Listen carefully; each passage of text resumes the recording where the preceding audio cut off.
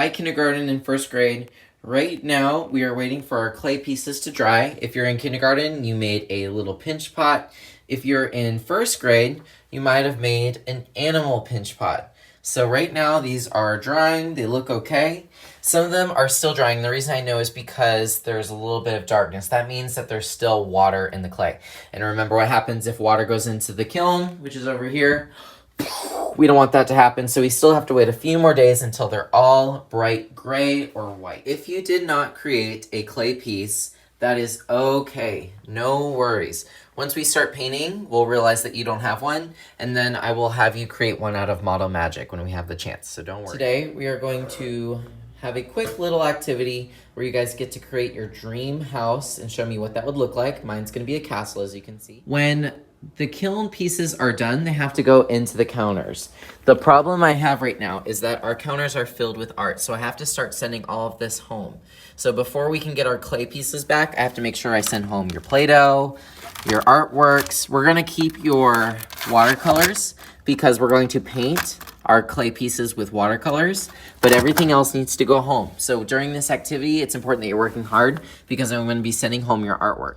Okay, so while we wait for our projects to finish and get out of the oven, we're going to be working on just something a little bit in between because we have a week to wait until they're done.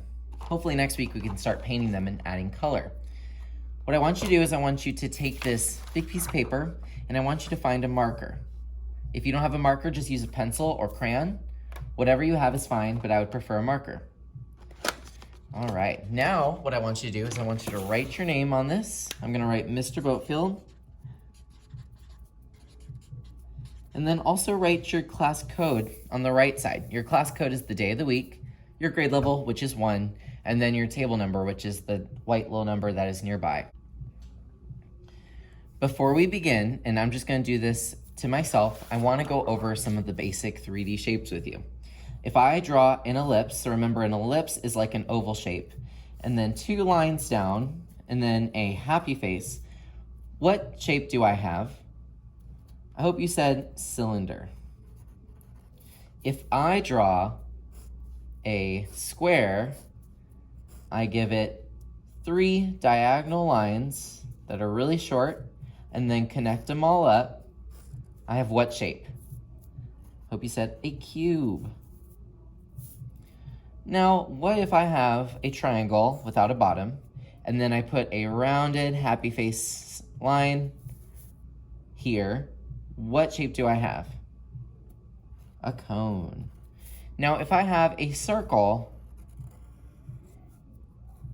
but it is round in 3D, so maybe it has some shadow, what could I call this?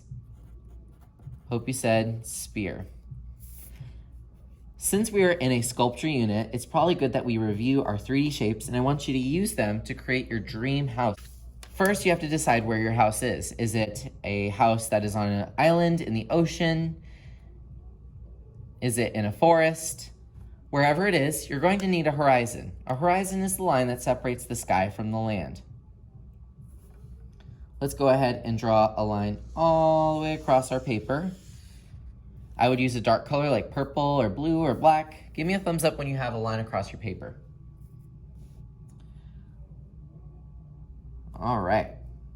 Now, if you want to do this in pencil, you can. You don't have to do it in marker if you feel like you're going to make a mistake. But I'm going to go ahead and draw my mansion. This could be a castle. It could be a little house if you want to. But I want you to use your 3D shapes today to come up with something really interesting and cool. You may not know what your dream house looks like. You may know after you stop drawing it. Think of all the things that you might need in your house. What would you want it to look like? So think creatively about how your house can look. Think about texture. Is there grass in front of your house? I added bushes, a little path. I want a little bit of water, some trees. Now notice some trees are bigger because they're closer to us. And maybe these trees are far away, so they seem a little bit smaller. I overlapped the building over some mountains in the back. I thought about texture about the roof, on the cones, maybe there's a flag. Don't forget things like doors, windows, and texture on the house itself. What's in the sky? What kind of day it is? We talk about the who, what, when, where. of a drawing, just like in a story. Tell us all about it so we can totally understand. Now I'm not done yet. I'm gonna add some color. We're gonna work on this for about 20 minutes. It's important that you're working independently. You are gonna take this with you along with a lot of different other artworks today. We need to make sure that we send home all of the artwork, not because we're done with art. We need to make room for our clay projects. Right now, they're all in the back room. We need to start putting them into the counters, and I can't do that if there's a bunch of artwork that needs to go home. We will spend 15 to 20 minutes working by ourselves so that I can pass back your artwork.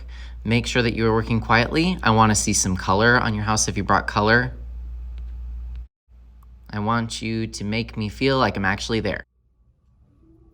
All right, I will set a timer for about 15 or 20 minutes, and I just want you to work on creating your lines, trying your best to make it look 3D. If it's not totally 3D, fine. Add details. I want to know where we are, what time of day it is, what your amazing house would look like. Is it going to be a castle, or maybe it's more modern, or maybe it's the house that you live in now. If you did not bring color, you're going to have to draw on the back with your pencil until 20 minutes is up. After 20 minutes, you can choose a new activity, whether it be working on this some more or using an iPad. Next week, we're going to start painting our cups or our animals, depending if you're in kindergarten or first grade. So don't miss out.